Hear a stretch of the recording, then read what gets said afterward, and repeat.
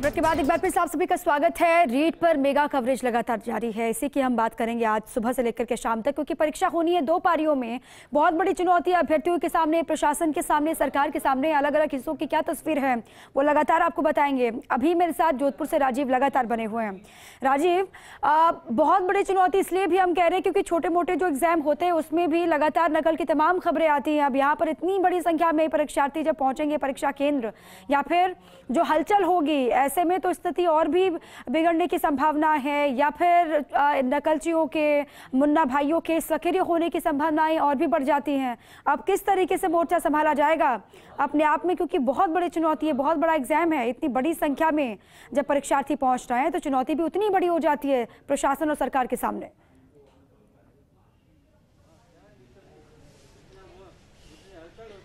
निश्चित रूप से दीपा, जिस तरीके से हम पिछले पुराने अगर एग्जांपल्स देखते हैं तो जो इस तरह के स्कैम जब सामने आए, इस तरह के घोटाले जब सामने आए, इस तरह के मामले जब सामने आए हैं, उसके बाद में एजेंसी, चाहे एसओजी की बात करें, सीआईडी की बात करें, जिला पुलिस की बात करें, वो हमेशा सक्रिय हो जाते हैं। और सक्रियता के चलते जिस तरीके से जोधपुर में 50,000 रुपए के साथ में जिस तरीके से कथित पत्रकार पकड़ा गया कि वो किसी नकल कराने का जो ठेका लिया था, उसकी गिरफ्तारी हुई है, जेल भेजा गया, अपने आप में बड़ी बात है। कल जिस तरीके से 2 सरकारी शिक्षकों को गिरफ्तार किया गया, 4.5 लाख रुपए की राशि बरामद की गई है। पुलिस कमिश्नर जोधपुर लगातार मॉनिटर के जोधपुर की जहां तक बात करें, पुलिस की टीमें ऐसे, जैसे डीएसपी की स्पेशल टीम है, वो सब ऐसे मामलों पर नजर रखते हैं। और कुछ इस बार जिस तरीके से सोशल मीडिया पे काफी लोगों ने किसी से सुना, किसी ने कोई क्लू किया, तो वो जैसे ही आता तो पुलिस और बाकी एजेंसियां उस पर नजर रखती है। लेकिन चुनौती बहुत बड़ी, आपने बिल्कुल ठीक कहा है। जिस तरीके से राजस्थान के अलग, चाहे बाड़मेर की बात कर लीजिए, जोधपुर की बात कर लीजिए, जयपुर की बात कर लीजिए, ये मामले, अजमेर की बात कर लीजिए, जिस तरीके से मामले सामने पुलिस ने गिरफ्तारियां की है, तो ऐसे में लोगों में जो इस तरह का काम करते तो डर भी बैठा है कि हम अगर ऐसा काम करें तो सलाखों के पीछे होंगे।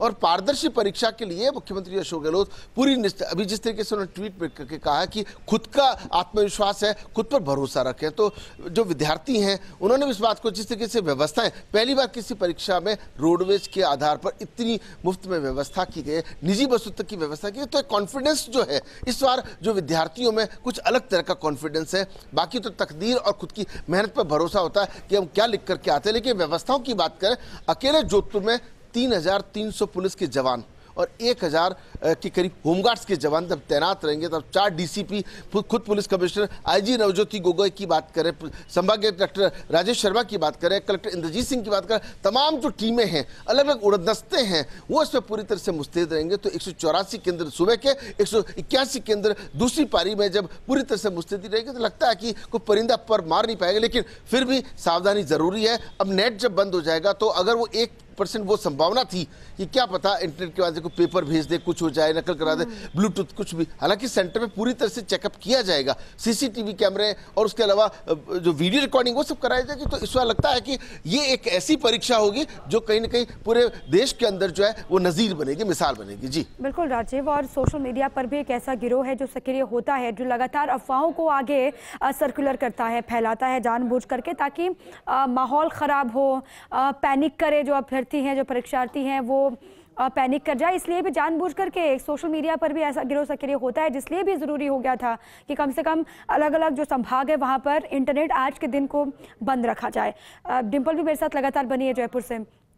डिम्पल, कैसे नज़र रखी जाएगी अलग अलग परीक्षा केंद्रों पर? कंट्रोल रूम भी बनाए गए हैं अलग अलग हिस्सों में, उस लिहाज से भी बड़ी जिम्मेदारी प्रशासनिक अधिकारियों को दे दी गई है कि आपको ख्याल रखना है कौन आ रहा है, कौन जा रहा है, कौन किस तरीके से क्या लेकर के आ रहा है, इस सभी बातों का ख्याल रखना होगा। अब सबसे पहले मैं चाहूँगी एक बार आप बताएं गाइडलाइंस क्या हैं, किस बात का ख्याल रखना ही होगा परीक्षार्थी को, इसके बारे में ज़रा बताएं।